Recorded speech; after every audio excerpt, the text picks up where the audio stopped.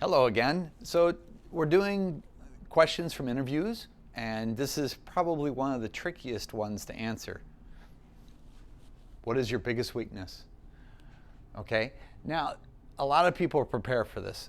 So they'll try to do something that, oh, my biggest weakness is I work too hard.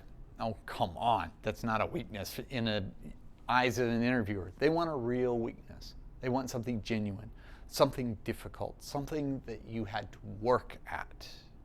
So I've come up with a structure that helps people think about this, how they can structure their answer so that they'll come off as sounding like they've come up with a great idea of how to achieve something rather than dwell on the negativeness. So the first is a past problem, okay? Something you did badly, something that happened that wasn't the best result, something that you felt uncomfortable talking about, okay? You have to come up with a past part and you have to talk about it. And you have to talk about it in enough depth that the person understands the situation, okay? If you start wondering what kinds of things to talk about, remember your 5 W's and an H. Who, what, where, when, why, how. If you cover at least 3 or 4 of them, they'll understand, okay? Once you've outlined what was the problem and why it was a problem, those are the key ones, okay?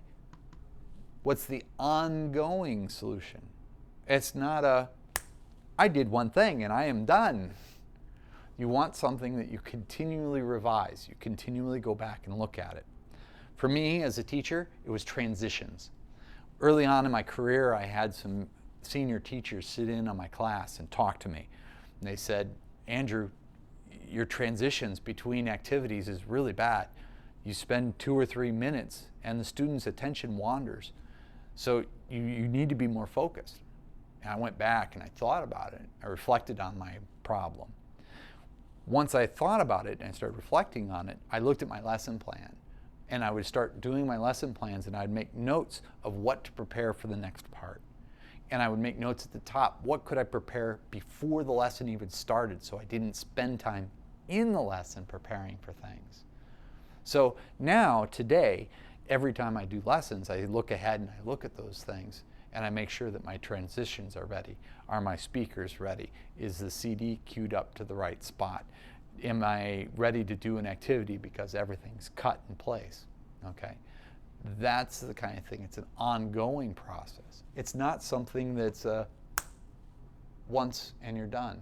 It's an ongoing process improvement. That's the kind of thing that gets employers excited, because you're not just going to do something and then 3 or 4 months later forget about it. If you're an ongoing type and you keep improving over time, you'll always get better and better as you go along and gain more experience. Okay? Here's the next part. More possible improvement. Okay? This is your chance to show that not only is it no longer a weakness, but perhaps you're going to work on making it a strength. Okay? There are often many stories in history of people who started off with a weakness and then through perseverance, learning, or a drive to succeed, they changed so drastically, it ended up becoming a strength, okay? So those are the kinds of things that you should look at. What is it you might do in the future to improve it? What are the things that you can look ahead and try to make that next leap forward in improvement? So this is the basis for this question, okay? Remember, it's not trying to game the question so that you can make something that is really a strength into a weakness. It's presenting a real problem that you had and overcoming that problem. Okay. So if you're questioning how to talk about this grammar-wise, take a look in the links below, and we have lots of excellent grammar lessons on our YouTube channel. And if you are looking for personal coaching and how to answer a question like this, take a look on our on our website. It's also in the link below. Until next time, see you.